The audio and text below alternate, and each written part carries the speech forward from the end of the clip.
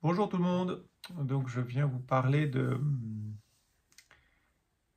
quoi? Du texte donc de la deuxième lecture de dimanche prochain, qui est donc tiré de la première lettre aux Corinthiens, chapitre 11. Chapitre 11. En fait, dimanche prochain, c'est la fête du corps et du sang du Seigneur. Et donc la deuxième lecture, elle est tirée de la première lettre aux Corinthiens de Paul, dans laquelle, et c'est intéressant parce que c'est le témoignage, j'allais dire, sur l'Eucharistie de Saint Paul. Vous savez que dans les évangiles, il y a à chaque fois un récit eucharistique, chez Marc, chez Matthieu, chez Luc, évidemment. Chez Jean, ce n'est pas une description du repas eucharistique. Chez Jean, c'est le lavement des pieds. Voilà. Mais dans tous les trois autres, vous avez le récit du repas. Jésus s'assit, prit du pain, le rompit, etc. etc. Il va y avoir plein de discussions au cours de ces repas, sachant que c'est la veille ou l'avant-veille de la grande Pâque juive. Je vais y revenir. Et donc de savoir, beaucoup de commentateurs en fait se sont posé la question, mais c'était quoi ces repas en communauté, puisque c'est Jésus et ses disciples. Ce repas, est-ce qu'il y en a eu d'autres? Est-ce que c'était une façon ordinaire pour Jésus et ses disciples, j'allais dire, de faire communauté, de faire communion? Donc là, voilà, dans les évangiles, on a ces témoignages, et en Paul, on n'en a qu'un seul, et c'est celui que nous lisons au chapitre 11.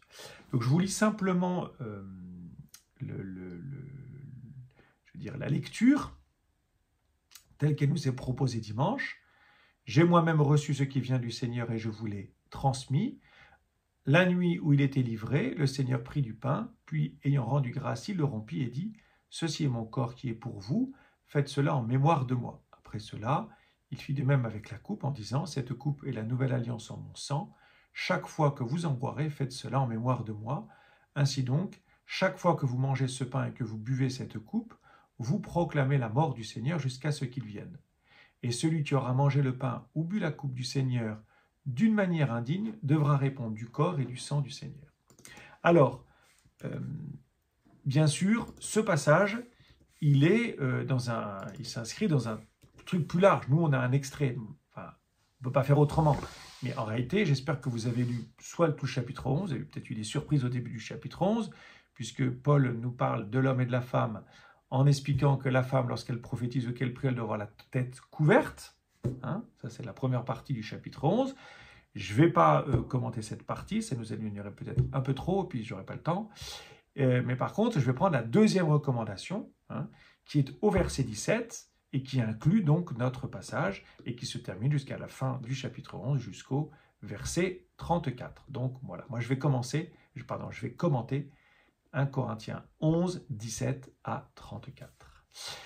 Verset 17, « Puisque j'en suis à vous faire des recommandations », donc la première recommandation c'est à propos de l'homme et de la femme en prière, « je ne vous félicite pas pour vos réunions, elles vous font plus de mal que de bien. » Voilà. Paul, il ne mâche pas ses mots.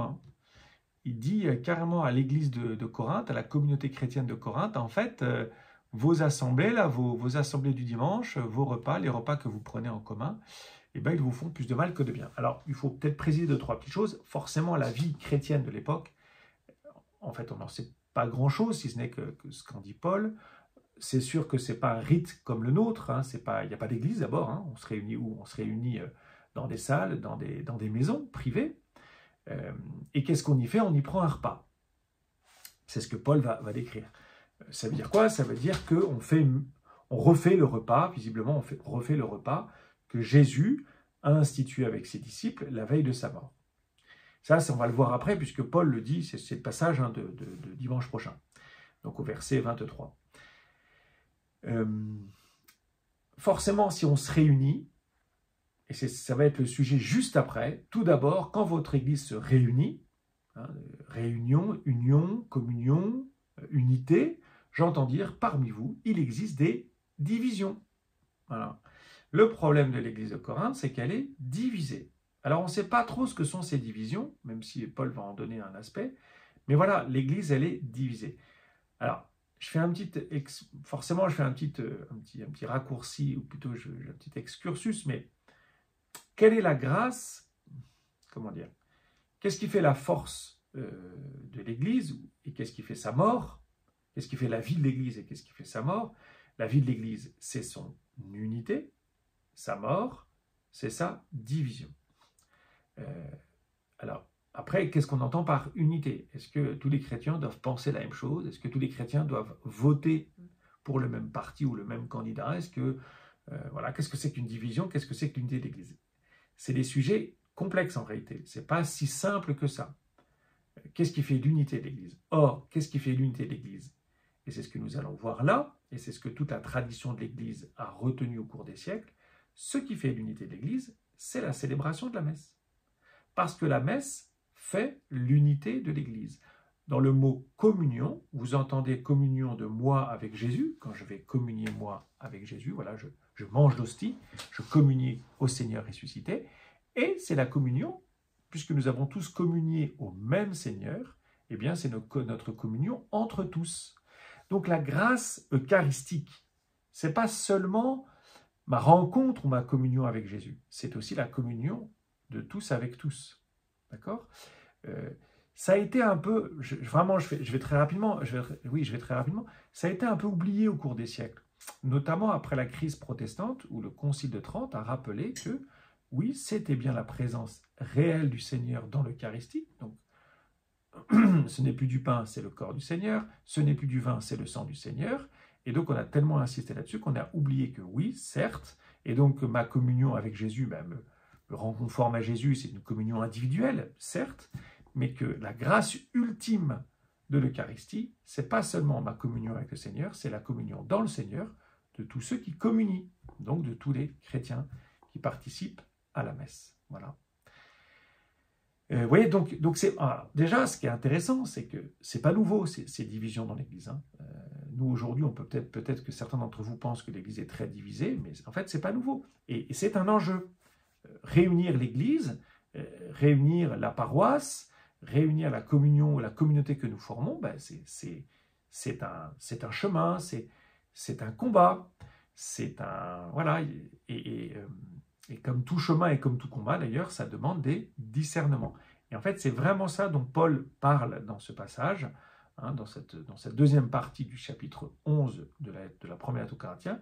Il s'agit de discerner. Dans notre vie spirituelle, normalement, nous passons notre temps à discerner. Je discerne ma présence, je ne sais pas moi, à telle rencontre, pas d'église, mais je dois choisir entre deux événements dans mon agenda, je pose un discernement.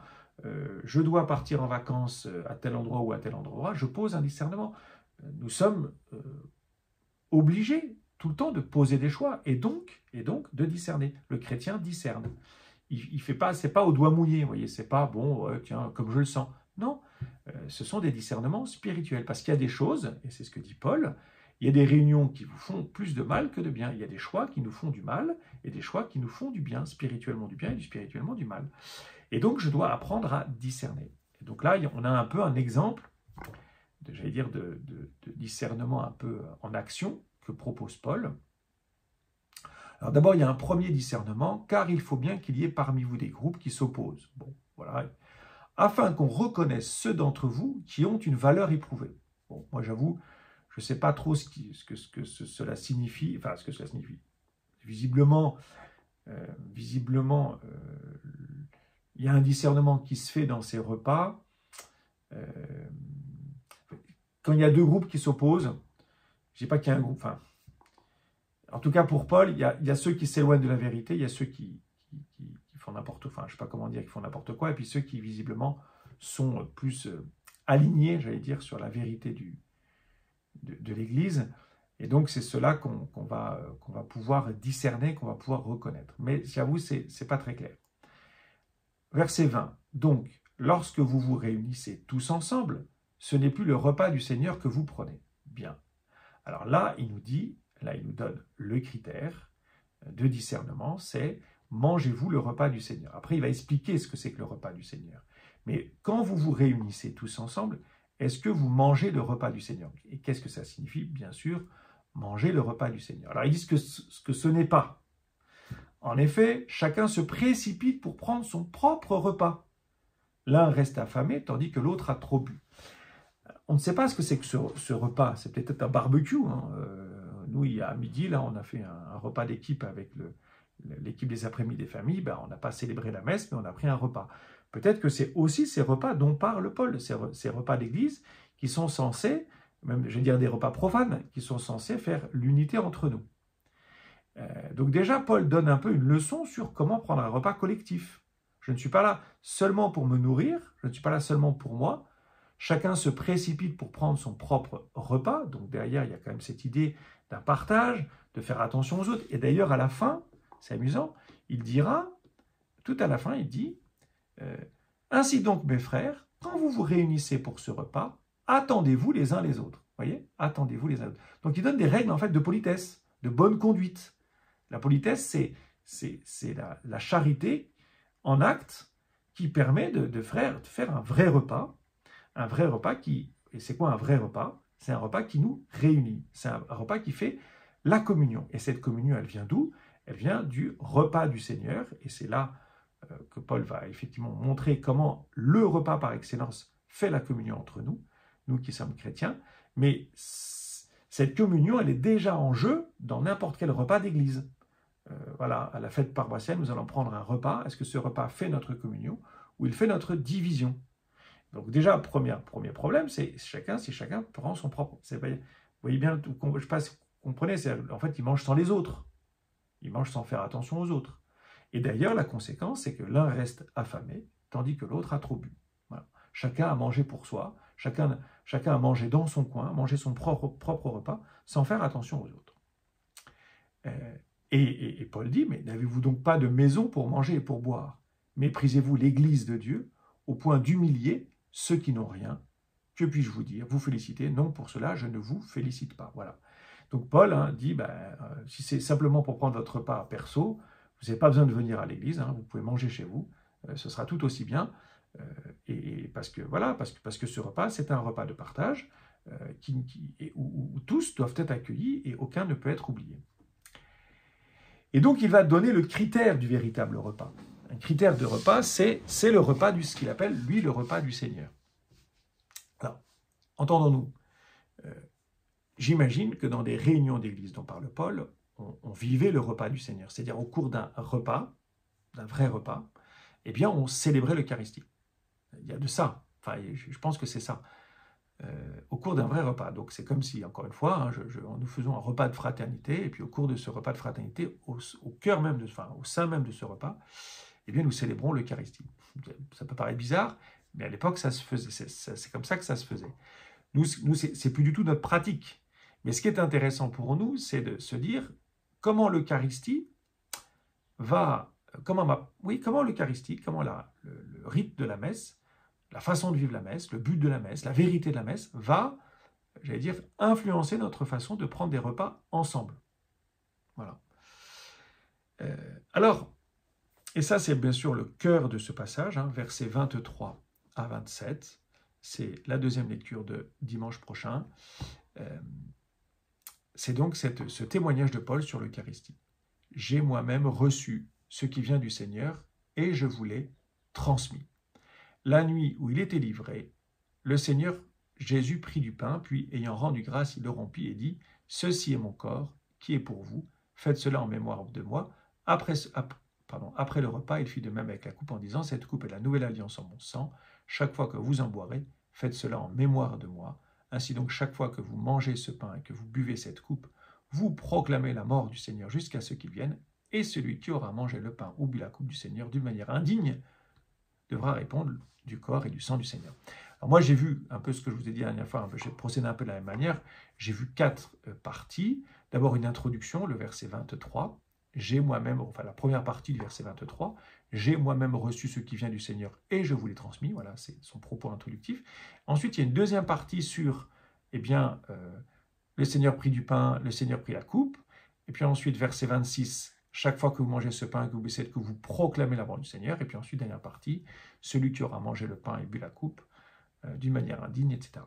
Donc, moi, je vais reprendre ces 4 parties. Donc d'abord, j'ai moi-même reçu ce qui vient du Seigneur et je vous l'ai transmis. La question, c'est de savoir ce qui vient du Seigneur et ce que Paul transmet. Forcément, on peut se dire, c'est ce qui suit. Donc, ce qui vient du Seigneur, eh bien, c'est ce rite, hein, c'est le fait de prendre le pain, de le rompre, de le transmettre et de le transmettre aux autres. Vous voyez que dans le repas, il y a cette transmission elle-même. J'ai moi-même reçu ce qui vient du Seigneur et je vous l'ai transmis. La transmission, elle se fait au cours du repas. Donc en fait, Paul, ici, peut faire allusion à des repas que lui-même a présidés, que lui-même a animés, où il a effectivement pris le pain et pris la coupe. J'ai moi-même reçu ce qui est venu du Seigneur et je vous l'ai transmis. Donc, premièrement, il y a un rite qui se transmet, qui se reçoit et qui se transmet, qui se reçoit du Seigneur puisqu'il l'a donné à ses apôtres la veille de sa mort. Et ça, c'est dit dans les évangiles, mais visiblement, c'est transmis. Ça veut dire que les apôtres, ensuite, ont animé des repas comparables et similaires à celui qu'avait animé Jésus, la veille de sa mort, où il prit le pain, il prit la coupe. Donc, à nouveau, Pierre, Paul, Jacques, Jean ont pris le pain, ont pris la coupe, etc. Mais ce qui est intéressant, c'est ce qui suit, et qui va même montrer un peu plus en vérité ce qui est transmis. La nuit où il était livré. Alors, en grec, voilà, le verbe livrer, je suis quand même allé vérifier parce que quand même j'avais un doute, livrer c'est transmettre en français, c'est la même chose, c'est paradidomie. Donc ça veut dire quoi? Ça veut dire que j'ai moi-même reçu ce qui vient du Seigneur et je vous l'ai transmis. La nuit où il était transmis, en réalité, le Seigneur Jésus prit du pain. Donc, faire acte de tradition, comme on dit, c'est-à-dire faire acte de transmission, de livraison. C'est vraiment l'acte dans lequel je vais donner ce que j'ai moi-même reçu à d'autres. Or, celui qui se donne, celui qui se livre, celui qui est livré et donc transmis, c'est Jésus lui-même. Et donc, vous voyez, dans ce fameux repas du Seigneur, qui est transmis lui-même, c'est le Seigneur lui-même. C'est le Seigneur lui-même. Donc, j'ai moi-même reçu ce qui vient du Seigneur et je vous l'ai transmis. Paul fait allusion effectivement à un rite, mais il fait aussi allusion au Seigneur lui-même. Qu'est-ce que l'on reçoit dans ce repas? C'est le corps et le sang du Seigneur, c'est le Seigneur. Et qu'est-ce que l'on transmet quand on le célèbre et qu'on dit aux autres de faire de même? Eh bien, on transmet Jésus lui-même. Voilà. Dans ce rite est donné, Jésus est livré, Jésus est donné, Jésus est transmis. Dans la messe, Jésus est donné, Jésus est livré, Jésus est transmis. Voyez? Donc la nuit où il était transmis, la nuit où il était livré, le Seigneur Jésus prit du pain, puis ayant rendu grâce, il le rompit. Alors, vous voyez, Paul fait un peu comme dans les évangiles, notamment dans l'évangile de Luc, c'est-à-dire qu'il va décrire la gestuelle de Jésus. Le Seigneur Jésus, il prend le pain. Vous voyez, c'est précis. Il prend le pain, il rend grâce, comme dans les multiplications des pains, il le rompt, et ensuite, Paul va rajouter la parole de Jésus qui explicite le geste. Dans un sacrement, alors ça c'est toute la théologie de l'Église qui va expliquer ça après, mais dans cet acte du Seigneur, qui est un sacrement, il y a un élément matériel, le pain, le vin, le geste, et il y a une parole qui va dire ce qui se passe, qui va expliciter l'implicite. Ceci est mon corps, qui est pour vous, faites cela en mémoire de moi. Donc, il y a trois choses importantes. Ceci est mon corps, donc là, il parle du pain, qui est pour vous. Vous voyez, toujours cette idée de transmission, de livraison, de donation. La vie de Jésus, elle est livrée pour les autres. Et il va m'apprendre dans ma vie, et notamment au cours de ces repas, puisque au cours de ces repas, ce qui m'est donné, c'est Jésus qui se donne, et donc moi-même, dans ce don qui m'est donné, je vais moi-même devenir don pour les autres. Je vais moi-même apprendre, comme Jésus, à l'école de Jésus, à me donner, à vivre pour les autres.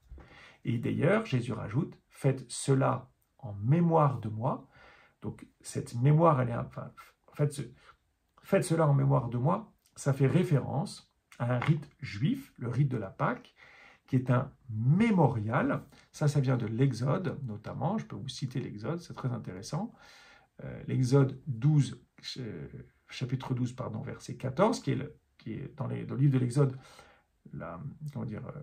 on raconte ce que c'est que la Pâque, c'est-à-dire qu'est-ce que fait le peuple juste avant de fuir l'Égypte. Parlez ainsi à toute la communauté d'Israël, le 10 de ce mois, que l'on prenne un agneau par famille, un agneau par maison, etc. Vous choisirez l'agneau d'après ce que chacun peut manger. Ce sera une bête sans défaut, un mâle de l'année. Vous prendrez un agneau ou un chevreau. Vous le garderez jusqu'au 14e jour du mois. Donc la Pâque juive se célèbre au 14e jour du je ne sais plus quel mois, enfin c'est pas précisé là. Dans toute l'assemblée au Canaan, on l'immolera au coucher du soleil. Donc il y aura du sang versé. On prendra du sang que l'on mettra sur les 2 montants et sur le linteau des maisons où on le mangera. On mangera sa chair cette nuit-là. On la mangera rôtie au feu, etc., etc. Vous mangerez en toute hâte. C'est la Pâque du Seigneur. Je traverserai le pays d'Égypte cette nuit-là. Je frapperai tout premier-né au pays d'Égypte, etc., etc. Je suis le Seigneur. J'exercerai mes jugements. Je suis le Seigneur. Ce jour-là, verset 14, sera pour vous un mémorial. Vous en ferez pour le Seigneur une fête de pèlerinage. C'est un décret perpétuel d'âge en âge, vous le fêterez. Mémorial, ça veut dire que je refais la même chose pour non pas revivre exactement la même chose, mais pour en recevoir à nouveau la grâce. D'accord? Donc le rite, le mémorial, le rite qui est mémorial, il a une puissance, je n'ai pas d'autres mots, mais il a une consistance, une puissance qui fait que je vais pouvoir revivre spirituellement ce qui a été vécu matériellement une fois pour toutes et qui est passé, mais par le rite, eh bien, par ce rite qui est un mémorial, je vais pouvoir moi aussi être associé spirituellement à ce que les premiers Hébreux ont vécu. Ça, c'est pour les Juifs dans le rite de la Pâque. Nous ici, effectivement, c'est une nouvelle Pâque, d'accord? Puisque d'ailleurs, Paul va dire, après le repas, Jésus fit de même avec la coupe en disant, cette coupe est la nouvelle alliance en mon sang. Chaque fois que vous en boirez, faites cela en mémoire de moi. Donc, vous voyez, c'est un mémorial. Le rite que Jésus a institué la veille de sa mort, c'est un mémorial. Ça veut dire que ça marche, entre guillemets, comme la Pâque des Juifs. Quand je le célèbre, quand je revis, quand je réitère ce rite, eh bien, je reçois à nouveau la grâce. Et c'est quoi cette grâce? Eh bien, c'est d'être livré, comme Jésus. Et d'ailleurs, c'est ce que dira Paul juste après. Ainsi donc, chaque fois que vous mangez ce pain et que vous buvez cette coupe, vous proclamez la mort du Seigneur jusqu'à ce qu'il vienne. Donc jusqu'à la fin des temps, mais vous proclamez la mort du Seigneur, ça veut dire vous communiez à la mort du Seigneur.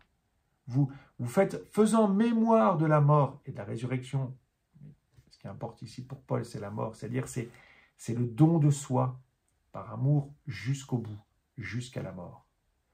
Et celui qui aura mangé le pain ou bu la coupe du Seigneur d'une manière indigne devra répondre du corps et du sang du Seigneur. Ça veut dire, c'est indigne. Alors, il y a plusieurs façons de manger le pain eucharistique et le vin eucharistique, qui n'est plus du pain, mais ça, c'est toute l'évolution après toute la théologie qui va réfléchir à ces phrases. Mais c'est-à-dire, en fait, il devra répondre du corps et du sang du Seigneur. En fait, il mange comme si c'était du pain ordinaire, quoi. Il boit comme si c'était du vin ordinaire. Il ne voit pas, il ne discerne pas. Il ne discerne pas que dans ce repas rituel, c'est bien, ce n'est plus du pain, ce n'est plus du pain ordinaire, ce n'est plus du vin ordinaire, c'est le corps et le sang du Seigneur. Et donc, ce rite m'invite à un premier discernement qui est, est-ce que je suis prêt? Est-ce que je sais pas comment dire. Est-ce que je sais ce que je vais faire? Et donc, c'est ce que dira Paul au verset 28. On doit donc s'examiner soi-même avant de manger de ce pain et de boire à cette coupe. Celui qui mange et qui boit, mange et boit son propre jugement, s'il ne discerne pas le corps du Seigneur. Alors, dans cette phrase, il y a 2 significations.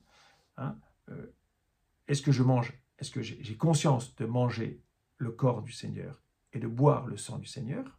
Est-ce que j'ai conscience que ce repas fait en sorte, ce repas rituel, fait en sorte que ce n'est plus du pain ordinaire, c'est le corps du Seigneur, ce n'est plus du vin ordinaire, c'est le sang du Seigneur, c'est-à-dire la mort de Jésus, et à laquelle je vais communier. Mais, vous voyez, il ne dit pas, s'il ne discerne pas le corps du Seigneur et le sang du Seigneur. Pourquoi? Parce que c'est ce dont je parlais au début, c'est-à-dire que pour Paul, alors ça il le dira dans un autre endroit de la lettre aux Corinthiens, dans la première, il va bien montrer que cette image du corps, le corps renvoie non seulement à une réalité individuelle, j'ai un corps, c'est mon corps, mais aussi à une réalité collective. Vous savez, c'est cette fameuse comparaison que Paul va faire en disant que nous sommes tous membres d'un seul corps. Il y a la main, il y a le pied, il y a la... etc. Il me semble d'ailleurs, en vous parlant, que qu'il le dit d'ailleurs un peu plus loin, justement au chapitre suivant, au chapitre 12, quand il a parlé des pneumatikos, je ne sais pas si vous vous souvenez, des spirituels, où il dit que chacun a sa place dans le corps du Seigneur. Le corps du Seigneur, on fait tous partie du corps du Seigneur, on est tous membres d'un même corps. Et donc vous voyez, ce corps, cette notion du corps, c'est aussi une notion collective qui dit que nous sommes tous unis ensemble dans le corps du Seigneur et que chacun a sa place.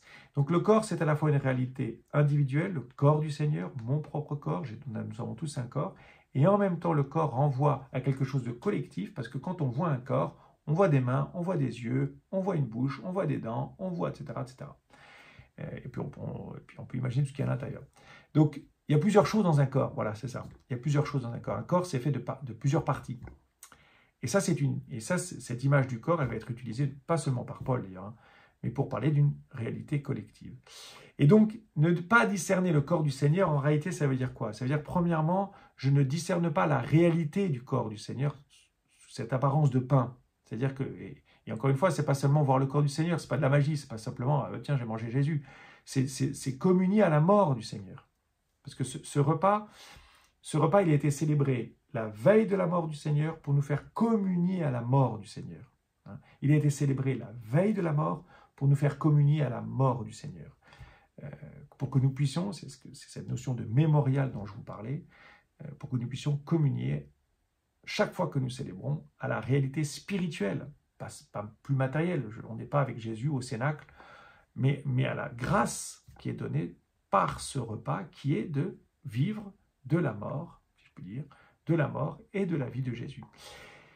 Mais ce n'est pas seulement ce discernement-là, c'est aussi un discernement sur le fait que communier au corps du Seigneur, c'est rentrer dans cette réalité collective qui est l'Église, corps du Christ, et en fait nous sommes unis. Donc en fait c'est voir la communion entre nous.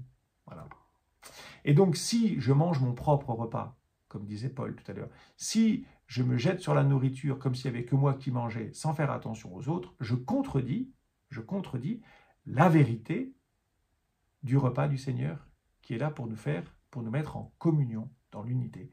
Et c'est intéressant encore une fois, je reviens à la façon dont nous prenons des repas d'église, mais c'est aussi vrai pour une famille.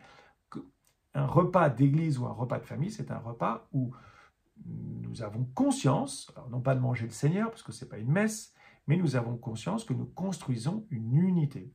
Et que quand nous déjeunons ensemble, quand nous dînons ensemble, eh bien, ce n'est pas seulement prendre son repas, son propre repas, comme dit Paul, mais c'est prendre un repas qui nous unit. Et donc de faire attention les uns aux autres, de ne pas manger plus alors que d'autres ont moins, etc. etc. Vous voyez? Bon, j'espère que c'est clair pour vous. Je reviens simplement sur le sang, je n'ai très peu parlé. Cette coupe est la nouvelle alliance en mon sang. Chaque fois que vous en boirez, faites cela en mémoire de moi. Le sang de l'alliance, c'est pas la Pâque, c'est un autre moment dans l'Exode, c'est le mont Sinaï et le don de la loi. Donc, vous voyez, le corps, ça fait référence à la Pâque, c'est-à-dire à la sortie d'Égypte, la libération d'Égypte, la traversée de la mer Rouge. Mais le sang, même s'il y a un agneau dans la Pâque, avec du sang qui est répandu, mais le sang qui est répandu sur le peuple, le sang qui est donné à boire, etc., ça fait plus référence à Moïse, qui redescend du mont Sinaï avec les tables de la loi, et qui dit Moïse prit le sang, en aspergea le peuple et dit « Voici le sang de l'alliance que sur la base de toutes ces paroles, le Seigneur a conclu avec vous. » Premier acte de la libération, premier acte de la constitution du peuple, c'est la sortie d'Égypte. Deuxième acte, c'est le don d'une loi, parce que forcément, pour vivre ensemble, il nous faut une loi commune. La loi commune de l'Église, ce n'est plus seulement une loi écrite, c'est la charité, c'est de nous aimer les uns les autres, et qui se vit dans l'Eucharistie. Ainsi, le repas du Seigneur, ce qu'on appelle le repas du Seigneur, comme dit le Concile Vatican II, fait l'Église, c'est-à-dire c'est, entre guillemets, la loi de l'Église. Parce que c'est un repas pris en commun qui respecte chacun et qui permet de nous réunir, de vivre vraiment en communion. Voilà. Voilà. J'espère que je n'ai pas trop dit. Bon, voilà. J'en resterai là. Mais c'est un texte qui est très riche. Voilà, je vous invite à peut-être même à le méditer, vous voyez, au cours de cette semaine, si vous avez le temps, de le reprendre, de vous préparer à la messe avec ce texte-là.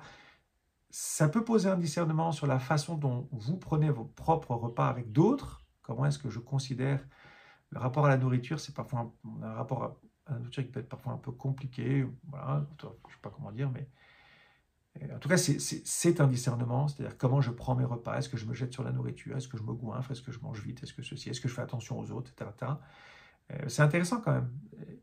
Mais pourquoi c'est intéressant et important? Parce que c'est pas seulement intéressant, c'est aussi important parce que tout repas pris en collectivité est un repas qui renvoie à l'Eucharistie. Et l'Eucharistie, qui est un repas pris en commun, renvoie aussi notre façon individuelle de prendre des repas, c'est-à-dire, si nous sommes en collectivité, que nous fassions attention aux autres, que nous vivions finalement tous les repas pris en collectivité comme nous vivons l'Eucharistie. Mais même si je mange seul, quand je mange seul, est-ce que comment vivre, enfin je ne sais pas comment dire, comment manger seul tout en étant avec d'autres, enfin tout en considérant que je reste en communion avec d'autres. Vous voyez, donc c'est intéressant comment la vie chrétienne, comment le Christ lui-même, l'Église, nous invite à travailler notre façon dont nous prenons nos repas. Voilà. Un discernement, comme dit Paul. Et le discernement, c'est l'Eucharistie. L'Eucharistie opère un discernement sur notre façon de nous comporter les uns envers les autres au cours des repas et bien sûr dans l'Église elle-même. Voilà, bonne rencontre, enfin ou plutôt maintenant vous pouvez prier les uns pour les autres et puis à très bientôt.